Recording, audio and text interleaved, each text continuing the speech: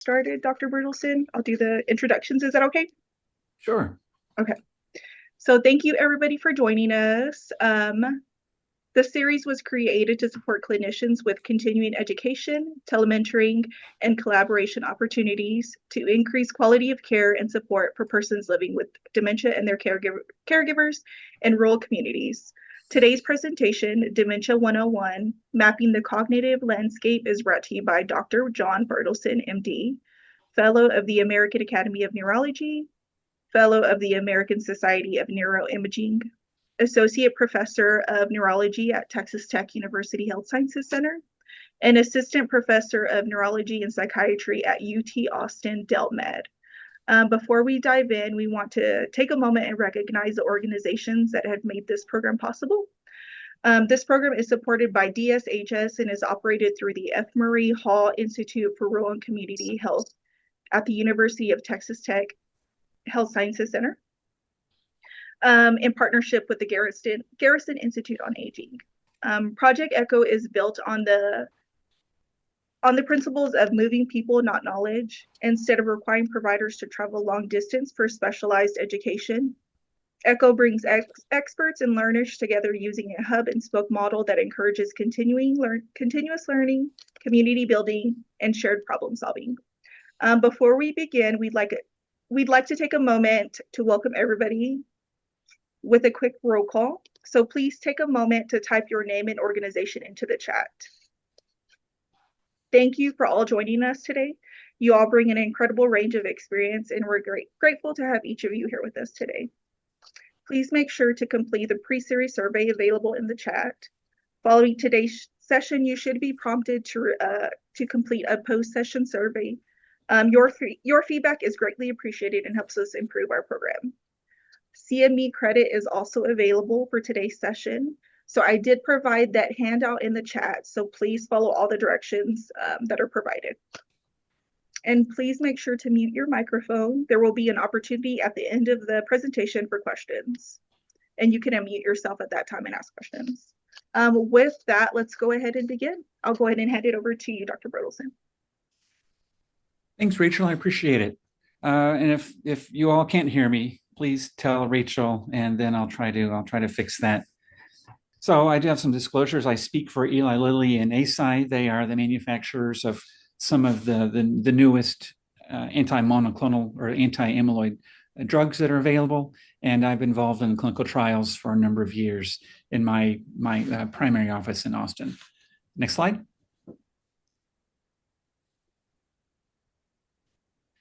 So most of the information that we'll find here comes from this resource. This is, I think, a very, very useful resource for really all clinicians who see patients and or have loved ones with Alzheimer's disease. This is from the Alzheimer's Association. They publish this every year, and this is the most recent copy. And so if I don't have a reference in the next slides, you can assume that the information comes from this particular site. Again, it's very, very useful. I'd encourage any of you to download it. It's easily available and free online. Next slide. So one of the first things that I think about when I'm educating my patients and their family members with who have cognitive disorders is what's the difference between Alzheimer's disease and dementia? And I think we're all clinicians here, so forgive me if some of this is a little basic, but I think it's really important that we're comfortable with the terminology, because I can tell you most of my patients and families are not. More often than not, they will say, well, sure, I have Alzheimer's, but I don't have dementia, or I have dementia, but it's not Alzheimer's. And so they really have a hard time distinguishing between the two.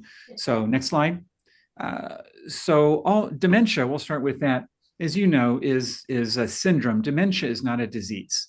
It's only half of the answer. I don't feel that it's enough for us to say patient has dementia and not go further. We need to say what's the cause of their dementia. The psychiatrists use the term, and maybe the neuropsychologists use the term major neurocognitive disorder. Neurologists are more stuck in our ways, perhaps. We're sticking with the dementia term. It's the same thing. And as you know, the term dementia or major neurocognitive disorder means there's a cognitive change so much that it causes impairment in one or more daily functions or daily activities. And that's how we distinguish dementia from mild cognitive impairment. Next slide. Alzheimer's disease, as I think we all know and you all know, is the primary cause of dementia, the most common cause of dementia.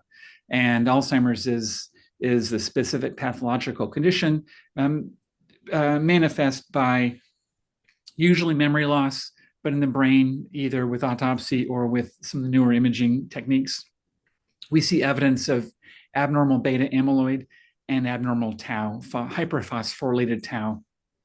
As we'll see in a little bit, tau and amyloid are the pathologic hallmarks of Alzheimer's disease.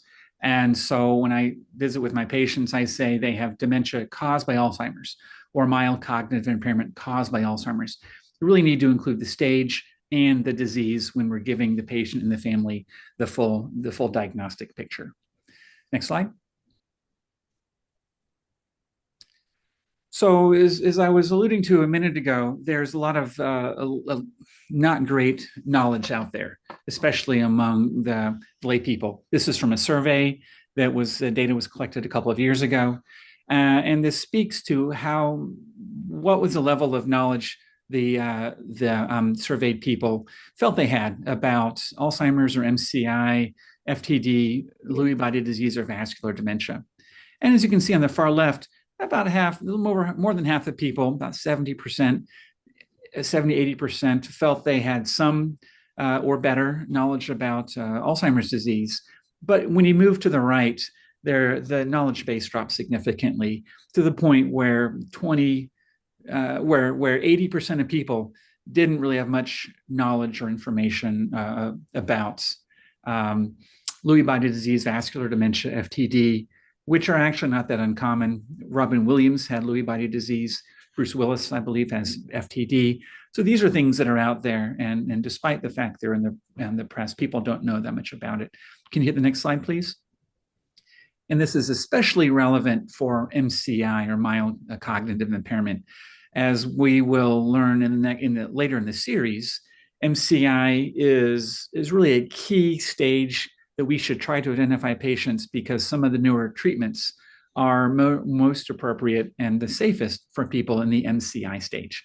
So not identifying dementia or a disorder until the patients are demented sometimes is really getting too late and we're missing the ideal window of treatment opportunity. Next slide.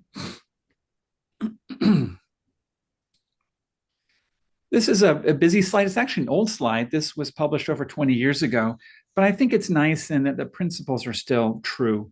And I won't go into this with great detail, but as you can see on the top of the slide, the first step, we believe, or one of the earlier steps in the Alzheimer's cascade is the accumulation of abnormal beta amyloid. And it's probably a combination of overproduction or reduced clearance. But either way, we have more and more beta amyloid building up in the brain, and that causes abnormal inflammation. Ultimately, we have hyperphosphorylation of tau, which is a protein in the axon of the nerve cell. And finally, we have cell death. And the end stage, really, of Alzheimer's disease is when people have dementia or the cognitive and behavioral symptoms. And it doesn't show on this slide, but this cascade is likely happening for 10, 20 years before people have any symptoms. So symptomatic Alzheimer's disease really is relatively late in the stage in the process of someone who has Alzheimer's. Next slide. There are a lot of questions we still don't have full answers to. There have been published publications recently which link herpes virus to Alzheimer's disease. They found particles from various herpes viruses in the brain in people who have Alzheimer's disease. And so there's a lot to still be learned about that. Inflammation is a very complex subject in the brain. It can be helpful, but in Alzheimer's disease, there are definitely some harmful aspects of inflammation. And what's particularly interesting is that many people who are getting older, and that term that is changing as I'm getting older, but in any event, there are plenty of people who are older in their 70s, 80s, and up who have plenty of amyloid in the brain, but don't have Alzheimer's disease. They don't have tau, they don't have any symptoms. So why is it that some people can tolerate amyloid without developing symptoms, at least in their life, is still an interesting subject that we're still learning more about. And this is way beyond the scope of today's presentation. Next slide. I think the next time there's a meeting, there will be more talk about risk factors. But I do want to say just briefly, Alzheimer's probably develops from a combination of modifiable and non-modifiable risk factors. The most potent risk factor for Alzheimer's probably is advancing age. Genetics can play a role, family history can play a role, but there are a number of potentially predictive and harmful factors. Recurrent, repeated head injuries, for example, smoking, pollution, high blood pressure, vascular risk factors. These are all risk factors for the development of Alzheimer's disease. Physical inactivity, hearing loss. Hearing loss, I don't think is in this slide, but hearing loss, oh, it is actually, is a surprisingly significant modifiable risk factor. So these are things that we can encourage our patients to be aggressive in managing, ideally before they have symptoms, and really ideally in the middle years, in the 30s, 40s, 50s. But again, I think this will be a whole subject for discussion coming up. Next slide. It's important to be aware of the stages of Alzheimer's disease. There are different staging scales. But as you can see on the first line, stage 1 is when people have evidence of Alzheimer's in the brain but have no symptoms. So as I mentioned earlier, amyloid can accumulate for decades before people become symptomatic. Early stages of tau deposition also occur prior to people having any symptoms. And as we go down the column, the blue, the green and orange and purple column, we have more progression of symptoms. Stage 2 is when people have the minimal, we call this subjective cognitive change, meaning people have symptoms, but really minimal evidence of anything that we can measure. Stage 3 is mild cognitive impairment. People clearly are symptomatic from Alzheimer's disease at that stage, but they remain more or less functionally intact. Stage 4, 5, and 6 are mild and moderate and severe dementia. And this is when people are clearly impaired. They either shouldn't be driving or they've stopped driving, can't manage finances, often become scammed, and eventually are unable to live alone. This is a slowly progressive process. So things happen rapidly overnight or over the course of days or weeks. We think of a stroke, we think of a UTI, we think of some sort of medical insult. Next slide. I can't even read this, and I'm sure y'all can't as well. But I think it's important to remind ourselves and our patients there are a lot of other things out there that can cause dementia other than Alzheimer's disease. Alzheimer's is the most common, but there's vascular disease. We call it vascular cognitive impairment, FTD, frontotemporal dementia, Lewy body disease, and two that you may not be as familiar with, hippocampal sclerosis and the late syndrome. These latter two are primarily memory-based disorders that progress more slowly and don't have the language impairment, usually don't have the behavior impairments that most of our patients with Alzheimer's will eventually develop. And finally, it's important to remember that people can have the bad luck of, in fact, most people have the bad luck of having more than one pathology. Alzheimer's plus some vascular impairment, Alzheimer's disease plus a lacunar infarction, or Lewy body disease with some Alzheimer's pathology. In fact, the vast majority of people with Lewy body disease also have some degree of Alzheimer's pathology, and a significant chunk of Alzheimer's patients have some Lewy body disease as well.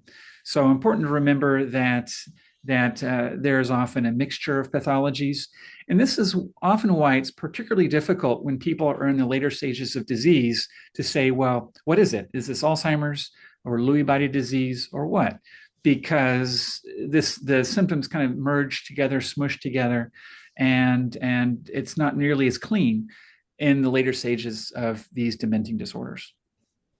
Next slide.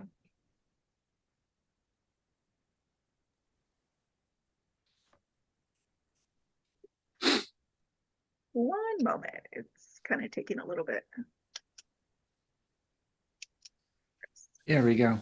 So I think we all know this. Alzheimer's is, you can go to the next slide. It's extremely common. Over 7 million Americans today have Alzheimer's disease, and this number is only moving, getting higher and higher as our population ages. You can see I'll move quickly to get through. Actually, time flies when in this setting. On the far right, you can see the heavy predominance and heavy association between age and Alzheimer's disease. It only affects about 5% of people in the 60s to mid 70s, goes up to 13%, mid 70s, mid 80s, but 85 and up, 1 in 3 persons has Alzheimer's disease. So it's extremely common with our older patients. Next slide.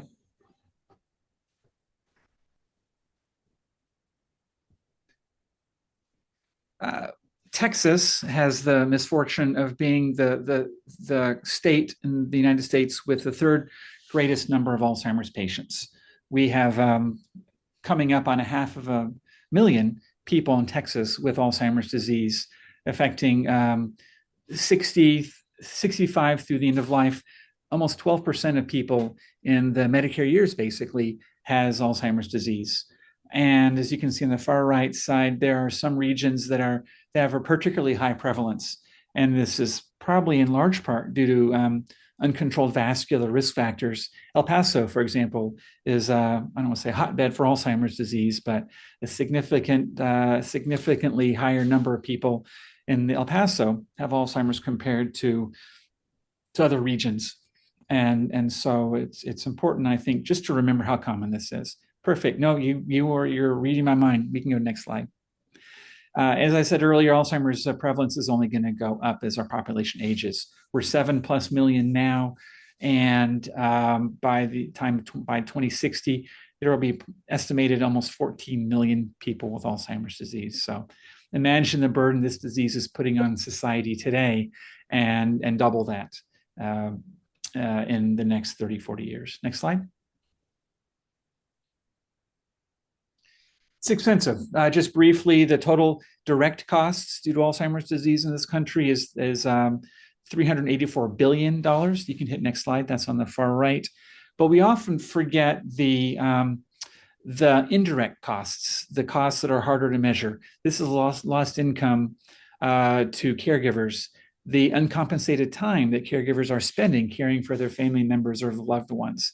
That's an additional for $413 billion. So we're coming up on almost $1 trillion per year in direct and indirect costs directly attributable to Alzheimer's disease. Next slide. And so again, just a huge financial burden on this country. And this slide demonstrates how the cost of Alzheimer's disease increases the total cost compared to just the regular aging population. So you see it on the far right, you have the costs attributable to Medicare beneficiaries without Alzheimer's or other dementias, and the total cost per year is about $15,000. But add Alzheimer's disease to it, it almost triples it, going from, you can hit next slide, going from $15,000 to almost $45,000 a year, due solely to the introduction of Alzheimer's disease or another dementia to that patient's problem list. Next slide. There are numerous barriers to care, and I don't need to remind the audience of this, but we need to remember that direct care workers, the people who work in nursing homes and other care facilities, the pay is low. It's lower than customer service jobs. It's lower than retail salespeople. The median is about $25,000 for a very physically demanding job. And these people often receive limited training and limited professional development opportunities. Next section in there under primary care, there are barriers that hopefully this program can help to address to some degree. The educational barriers in primary care against Alzheimer's. The 2019 survey indicated that almost 40% of primary care providers were never or only sometimes comfortable making a diagnosis of dementia. And as we'll see in the next slide, given the shortage of specialists, this role really has to fall on primary care because there aren't enough neurologists, nurse psychologists, geriatricians, or geriatric psychiatrists to do this. And almost 50% of people did not feel adequately prepared to care as a provider for patients who are already diagnosed with dementia. So again, hopefully this program can help address some of these limitations and gaps in education. And finally, there's an inadequate number of and access to specialists that I'm sure you all are very aware of. Next slide. I'm going to try to wrap this up in another minute or so. This is a busy slide, but this walks one through I think a thorough process to evaluate, not to treat, simply to evaluate someone who has cognitive impairment. And this is basically a fancy way of looking at the history and the physical and the diagnostic formulations. And we can give this reference to anyone who's interested. Rachel, I'm going to volunteer you for that if I can send you that link. A great reference. Next slide. On the top of that prior slide, we talk about the importance of engaging patients and family members in their own care. Rather than me telling them what to do, we need to engage the family as to their goals. How aggressive do they want to be? What's their risk tolerance? Next slide. As we will learn later in this series, the newer medications for Alzheimer's are associated with a relatively higher degree of risk. These IV treatments can cause bleeding and swelling in the brain. We need to know up front what's the patient's interest and tolerance in accepting that level of a risk. If a patient is not interested in that level of a risk, there may not be much of a point in going through the full comprehensive diagnostic process if it's not going to change management in the end. So again, this is something that I need to explore when I see my patients as a specialist. But I think knowing what's their tolerance of risk is something that can be obtained at the primary care level and help you determine who to triage, who to send to me, and who not. Next slide. I don't need to tell anyone this. There's a huge shortage of specialists. Second paragraph indicates that there are far too few dementia subspecialists, including geriatricians, even general neurologists and general geriatric psychiatrists or general psychiatrists. Far too few of these specialists to care for most people who have late life disorders of cognition or behavior. So again, huge shortage. Next slide. Let's actually skip this one. We'll go on to the next one. So this is an older slide, but this number hasn't changed. If anything, it's probably worse. This shows you across the country. So red is bad. This shows you across the country where the demand for the neurologist services exceeds the supply. And Texas is right there, as are really most, actually all the states in the South. So we have more demand for our services than we have supply for. And you can see the only states with really excess number of specialists are in the Northeast, Boston, New York City, and Minnesota. I think that's because of the Mayo Clinic. And Mayo is huge. Minnesota is not that populated. And so I think the Mayo Clinic is why Minnesota is light blue there. Otherwise, there's a shortage across the country. Next slide. And we'll go on. This is next couple of slides are about treatment. We can skip this so we can get to just a very limited case.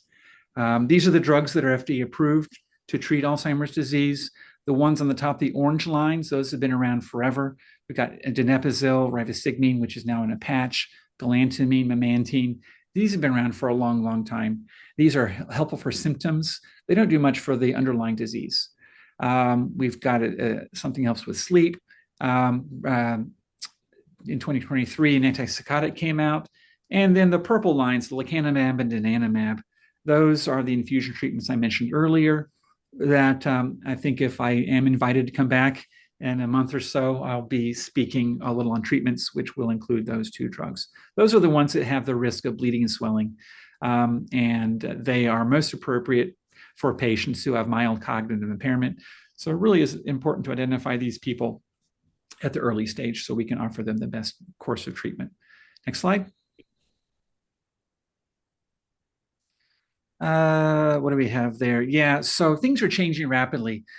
The past 3-4 years of my career, I've seen more change in the field than the entirety before that. So 20 years, not much of a change. Past 3 or 4 years, it's been night and day. We've got amyloid PET scans to help identify Alzheimer's. amyloid at least. We have blood tests, which have been become more available just in the past year.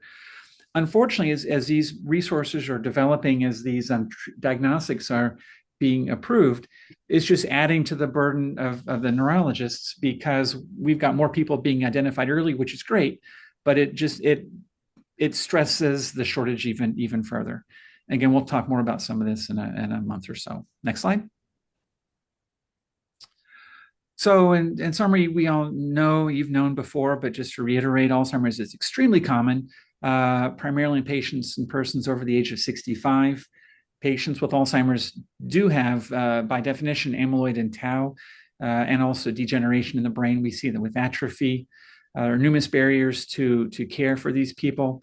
And hopefully over the course of this session, again, we will talk more about risks for Alzheimer's, screening, management, and how to communicate with patients and families and caregivers. So I'm tired. Thank you. I appreciate that rapid-paced session. I don't have much of a case. I say that because we're going to learn so much more in the next few weeks or 2 months about Alzheimer's disease in terms of treatment. So I just want to present to you maybe an example of the most classic sort of person that I would see in my office who is again, very typical. So we have plenty of time for questions afterwards. So someone who is in there, I'm just envisioning the last 10 people I've seen. We've got someone 75 or so years old, a woman. Alzheimer's affects females more commonly than males. About 50% more of Alzheimer's patients are female than male. So a strong female predominance, often accompanied by either a spouse or an adult daughter. I've got some sons coming with patients, but really it's usually the spouse or the adult daughter. And I see more adult daughter-in-laws than I have adult sons coming into to my practice. And so that's the typical person and family who's going to walk in the door. It's uncommon for someone who's demented to come in talking about memory loss because by the time they're demented, they usually lose insight. In fact, I see the lack of insight or the loss of insight a pretty good clue that they no longer have MCI, now they have Alzheimer's disease, or now they're demented. MCI people generally are very aware, they're very bothered by symptoms, whereas your demented people are not nearly as bothered. I say they forget, they're forgetful. They may or may not have come with much of a workup, often have a couple of vascular risk factors. And again, by the time someone is dementing, we're starting to develop some behavior changes, irritability, agitation. As the disease progresses, they often are shadowing their loved ones. Really, I find that and I tell patients and families, there are two patients in every room.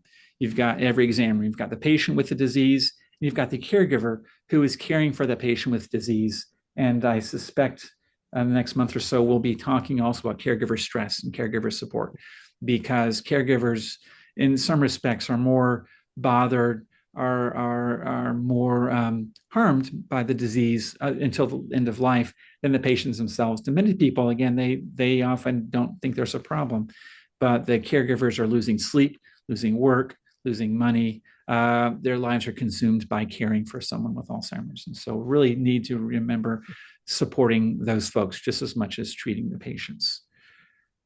So that's all I really have for a case. I did want to have plenty of time to talk. And I suspect as the sessions go on, as we're adding kind of knowledge on top of each other, we'll have a lot more to say. But I'm happy to take questions well in advance if of next couple of weeks and months, if people have questions about the tests or treatments, or again, anything else I can answer. So thank you very much. I appreciate your time and interest. Thank you, Dr. Bertelsen. That was a great presentation. We'll go ahead and open the floor for any questions, if anybody has any as well, or if you have a case that you would like to present as well.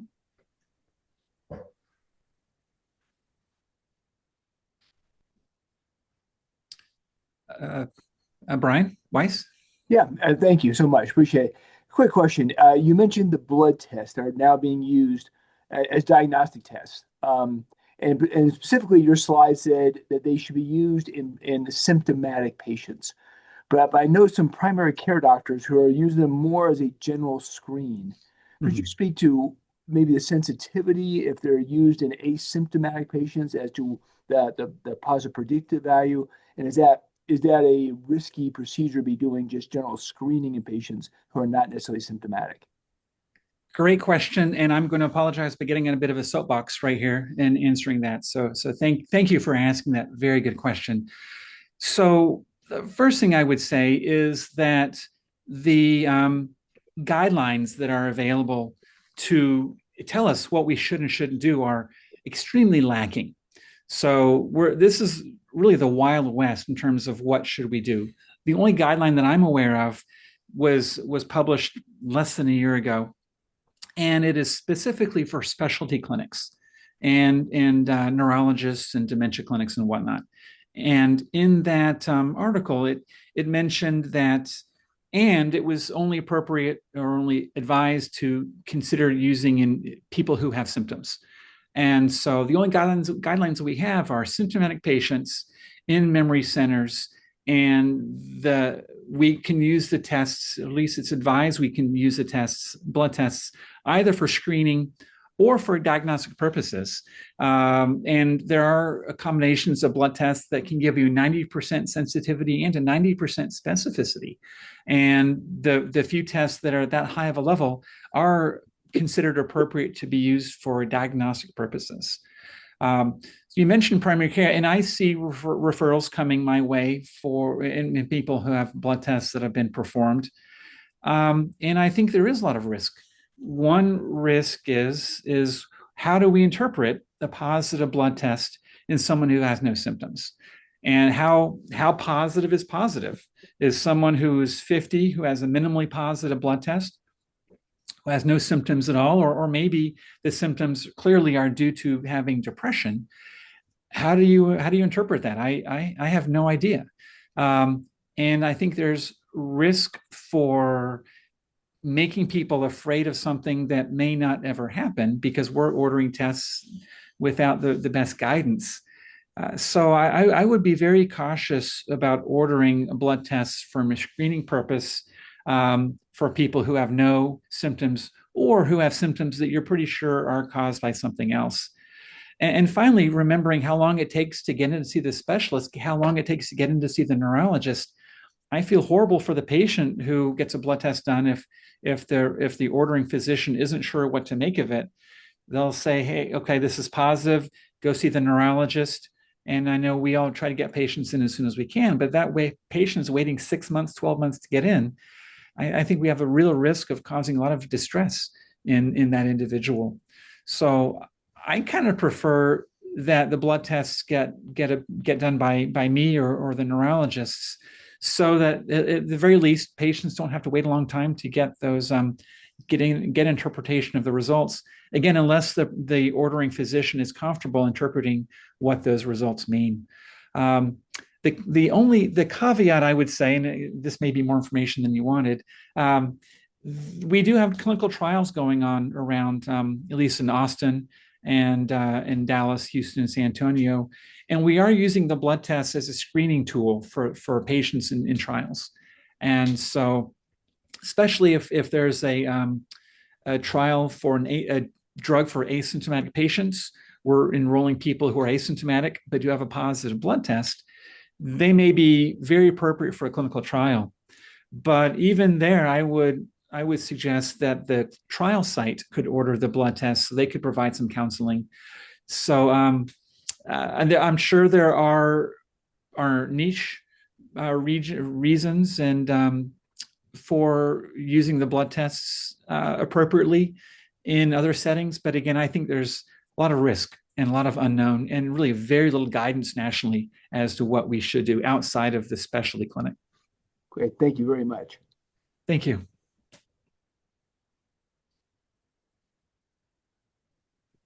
Does anybody else have any other questions?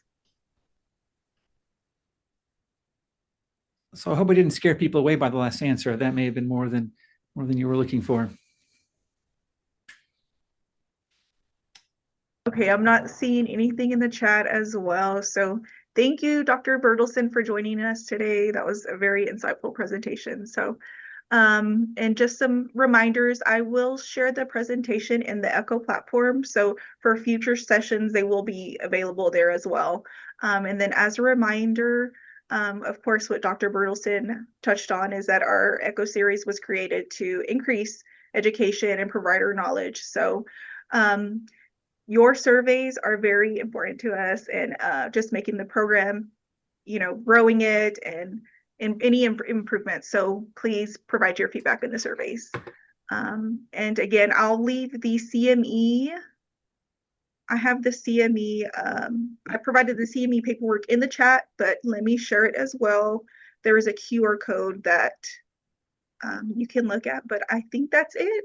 I'll keep this open for about a minute or so, but thank you everybody for joining us today.